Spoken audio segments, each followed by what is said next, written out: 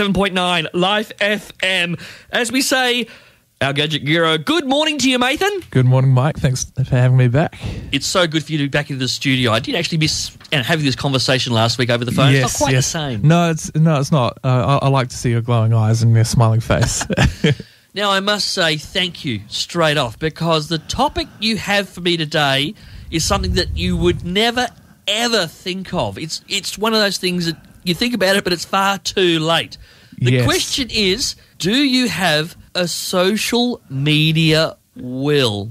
Yes. Talk us through what a social media will is. Estimates say Facebook, last year about 500,000 people with Facebook accounts passed away, just on estimates through whether they're young or old, accidents, whatever, sickness. So a social media will is all about what your plan is for your social media accounts and your online identity once you pass away.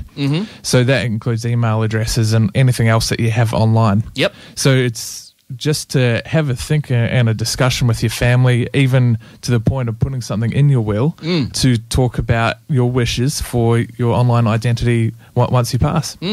Yeah, so the US government in the last little while has advised that people should include in their will a component around social media, trying to make sure that there's no areas that people don't know how to handle.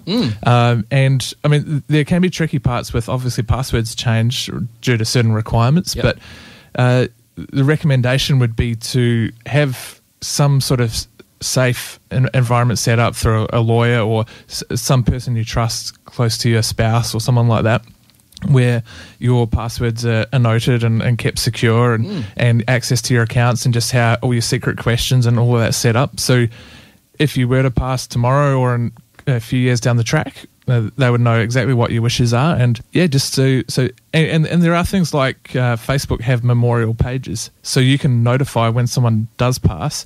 They can keep that page or that profile online, and it's a memorial page where only friends and family, people that are already connected with that person, can go and post photos and leave notes and reminisce about the life of the person as well. So there are some positive aspects to how we can make it work for the benefit of people. And it's also important that I know a lot of sole traders, whether they be electricians or carpenters, etc., who might even have their own website. Yes, yeah, exactly. And they pass away and no one knows how to on-sell it as well. Yeah, exactly. And my family's in Christchurch, where the earthquakes were last year. And so through family and people I know, small businesses in emergency situations as well, that all of a sudden those businesses shut down, and what do you do when that shuts down? But yeah, sole trader business is definitely an important thing, is what's going to happen once that business shuts down. There's a lot of things out there online, even if you haven't put it up there, through Google and other business directories, that if you just search your name, even if you don't have a website, you'll find all sorts. What's the plan and how you're going to tackle to kind of close that all down. It's a very important subject, and I'll put the link to you up on the Facebook page if anyone wants any more information on it. We'll have some happier stuff very shortly in regards to computers and technological stuff. Until then, mercy me on 107.9. We've been talking with Mathan about security wills in regards to media, but on a happier note, the latest Samsung smartphone. Yes, so Samsung are the number one sellers of mobile phones in the world, and their latest phone, their Galaxy range, are their high-end smartphones that compete directly with iPhone, and their latest one's just been announced, the Samsung Galaxy S3. Now, stop for one moment before you go on what's on it. Can you explain to me, you've got iPhone, and you've got the other one is Galaxy. Is this like a Microsoft versus Apple thing? Yeah, in a way. So iPhone runs its own operating system called iOS, and that's all it runs. Samsung can run a variety, so they have some Windows phones, and then there's Google Android operating system, which basically runs a large majority of mobile phones around the world. So HTC, Samsung, LG, all the Motorola, they all run this operating system, as well as some Windows varieties. But the Samsung one is just a manufacturer. They might have a couple of different operating systems, just depending on what people are after. So the Samsung Galaxy S3, what's it got?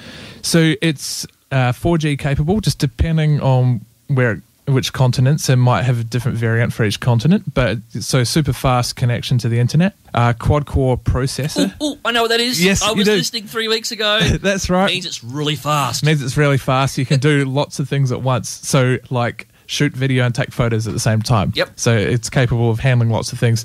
It's got an HD screen. It's got the same 8 megapixel camera as the previous version, but it's got improved sensors, so better quality photos. Yep. And stepped up their voice recognition and commands. So the earlier version did have it even before the iPhone had Siri. Yep. But they've increased the quality and the features that comes with this. Yep. And also facial recognition. Now, the facial recognition, is that instead of me typing in a password, I put the phone up to me with my face? And Yes. Really? So as part of the latest version of the Android talked about before, and Ice Cream Sandwich, Android 4, it's got facial unlock and facial recognition. So you can just hold it in front of you, and the front-facing camera will remember your lovely face, Mike. That's awesome. Mate, as always informative. Thanks for coming this morning. It's a pleasure again. Thanks, Mike.